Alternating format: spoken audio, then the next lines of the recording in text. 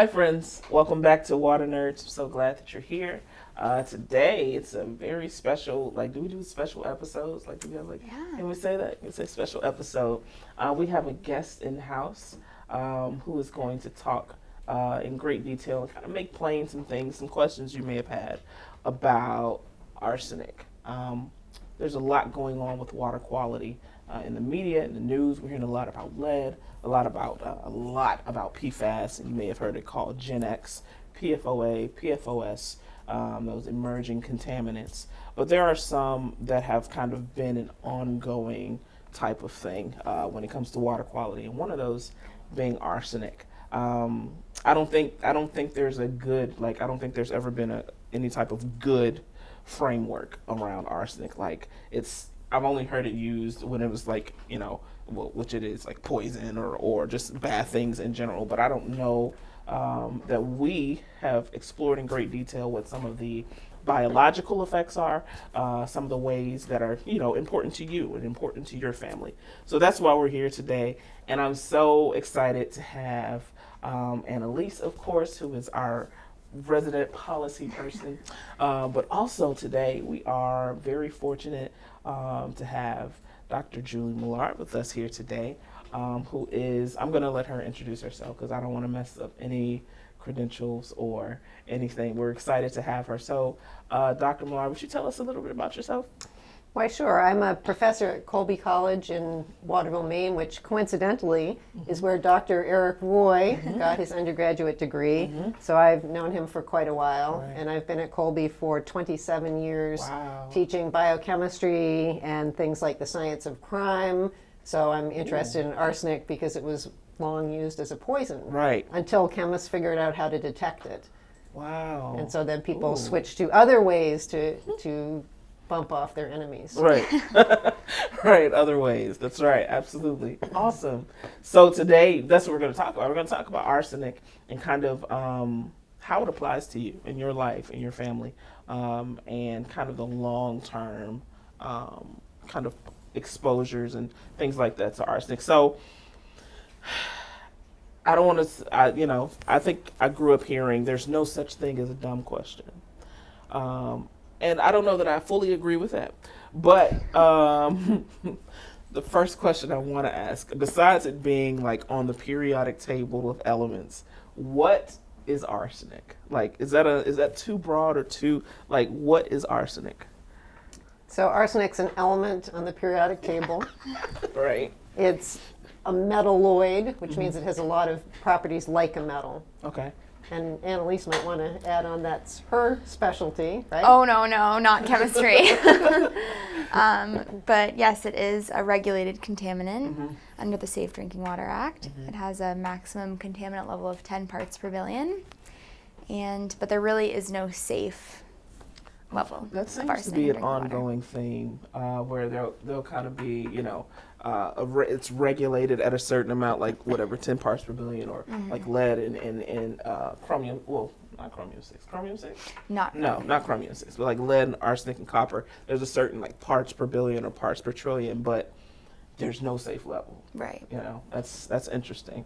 So how does arsenic get into drinking water or get into water in general? So I think it's one of those cases of bad luck, right? You just live in an area where there are certain rocks in the groundwater. This is a little beyond my scope of expertise, but you have arsenic naturally in groundwater. So I live in the state of Maine, where Annalise is from also. And we just happen to have high arsenic in our drinking water. We bought a house in 1991, and the arsenic levels were permissible, but then they decreased the permissible levels, and our house all of a sudden had high arsenic. Right, so it was out of compliance. It was out of compliance. So I had 2 small children, and growing up drinking arsenic in the water. Oh, wow. So does it occur more in groundwater, water which is with wells, groundwater is wells, aquifers, that, than it does in surface water, which is rivers and lakes? I believe that that's true. Yeah. So a groundwater aquifer, it's kind of this bowl that's surrounded with bedrock. And in that bedrock, metalloids like arsenic are in there. So as the rock weathers over time, that arsenic will just naturally kind of infiltrate into the groundwater.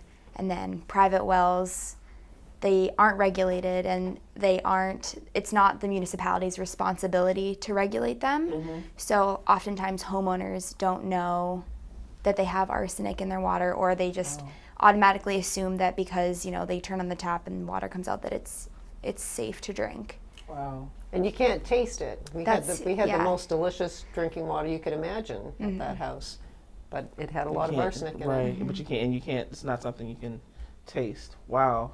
So you mentioned earlier about how arsenic was used, like, historically as a poison. Like, how? Well, you could slip it into somebody's food, and because it's odorless and tasteless, they didn't know. And then if you gave them high enough a dose, they'd get violently ill and possibly die before they even knew much was wrong. So you could imagine someone might think it was food poisoning, some sort of natural illness, but in fact they'd had a massive dose of arsenic. Wow. So it was called the inheritance powder. The inheritance powder. Because you could slip arsenic into your dad's meal and then inherit lots of goodies. Oh, yikes. Wow. Ooh, little drama in the family. Wow. So, I mean, that's, the poison aspect. Was it ever when did it start, or does it have good qualities, ways it can be used for good or to help people? I don't think so. Really? Is that bad? Yeah. Yeah. Dang, arsenic. Wow. Because I guess I would assume that with the way technology, like medical technology, and kind of as time progresses, they would find something else for arsenic. Don't use it as a poison, but it could make your I don't know, make something else happen. It's a cure for cancer. It's a whatever. I guess I would assume that, but so they used to think that it could be used medicinally, and so it used to be present in some medicines. Largely, those aren't used anymore, and some treatments, some drug therapies had arsenic as part of their structure, but it wasn't the type of arsenic that would be in groundwater. So it was a different molecule that had activity that was antibacterial or immunosuppressive. So some things may have seemed to get better at the time, 100 years ago, with these arsenic-containing medicines that we know now they weren't really helping. They were just making the immune system suppressed. Wow. So when they would create these medicines, that they would use them at just put low levels of, would it be low levels of arsenic in it? I think it was low levels. Low levels. Yeah, and because 100 years ago they didn't really know how any drugs worked. They would try things and kind of see the guinea pig approach. Yeah, that's exactly correct. So it was much later that they actually began to develop therapies based on a rational understanding of how these processes work. Wow. So considering, I guess, us knowing what we know now, what are the long-term effects of arsenic at low level? Because it's still existing. It still can get in the water. It's still, what are the long-term effects of low levels of arsenic? Well, so there's a couple different chemical forms of arsenic. Okay. And so the effects are going to depend on the chemical forms. So we could call these two forms arsenic 3 and arsenic 5, and how they're going to behave in the body depends on the chemical form. But they are absorbed in the intestine. They get distributed through the bloodstream to the various tissues. Inside the liver, that's where you detoxify things. Right. So you can take, the liver has particular enzymes that could take, say, arsenic 5 and convert it to arsenic 3, and then convert it to organic forms of arsenic. So that's tied up with carbon and other molecules so that it can be excreted. But the two forms react differently in the body, and for instance, the arsenic 3 form will bind to sulfur in various proteins. So one of the symptoms might be these white lines in your fingernails. because your fingernails are composed of a sulfur-containing protein. I've seen that before. Hopefully, white lines. hopefully that's not It was. I arsenic, mean, Kezia. I hope it's not either. Maybe I need to go to the doctor. Maybe. I'm sorry. Go ahead. I've seen that before, though. And then also in your hair, because your hair is also composed largely of a sulfur-containing protein. So you can take a piece of hair out and analyze it to figure out when the arsenic was deposited there. So it does get deposited throughout the body, and then it will exert different effects depending on the tissue type. Mm-hmm. Wow. So a big thing with it is like what it's exposed to. Like you mentioned, like arsenic 3 and arsenic 5, and how they go into the bloodstream and get into the liver, which is supposed to detoxify. So is it like what parts of the body it's exposed to? Does that make an impact?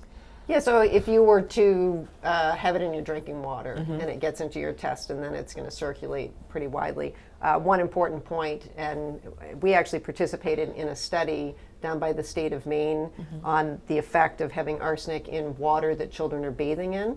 And so the state of Maine did this study, and in the meantime they published it because this was probably, I'm going to guess, 17 years ago probably that we participated in the study.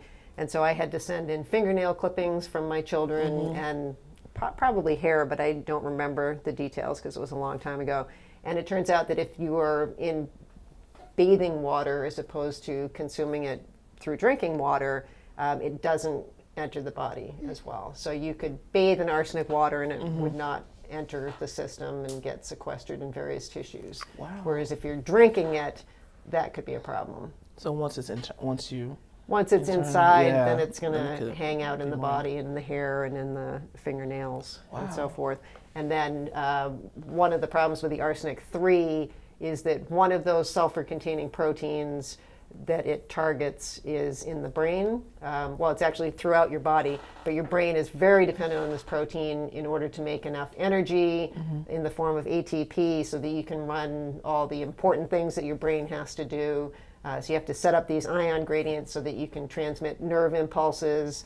And if arsenic is attached to this protein, you can't generate the ATP. So you have a lot of neurological effects from arsenic. Would they be able to tell that it was because of arsenic?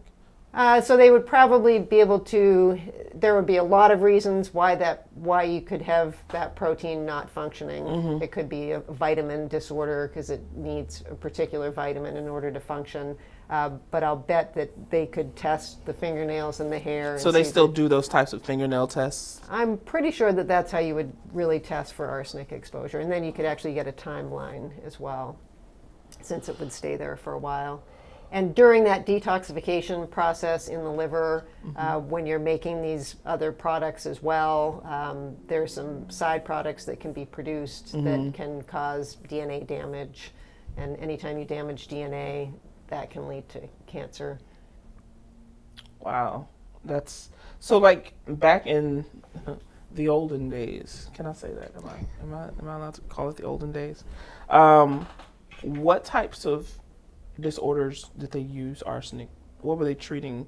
What disorders were they treating with arsenic or a type of arsenic? So that immunosuppression effect, currently you take something like prednisone and that helps knock down things that result from an overactive immune system. So they use prednisone to treat asthma and lots of other things. Yes, and they so, do. So it turns out that arsenic knocks down the immune system like prednisone. So you could coincidentally, not really coincidentally, but you could have an effect on these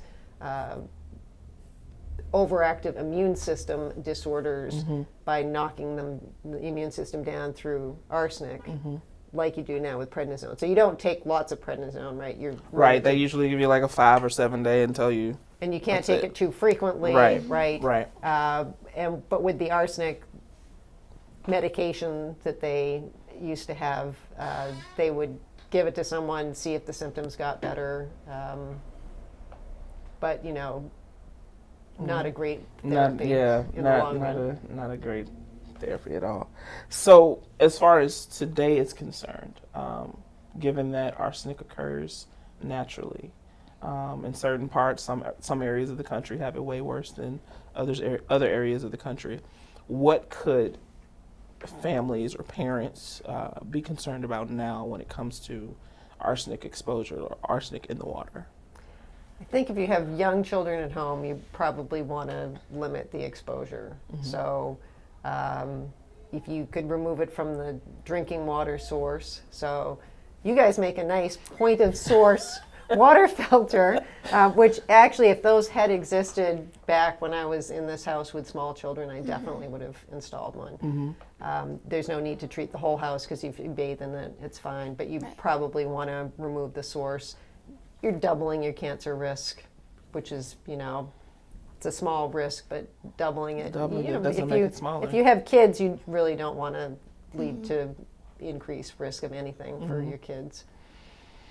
So the best solution would be a point of use. Yeah, or drinking bottled water all the time, right? Because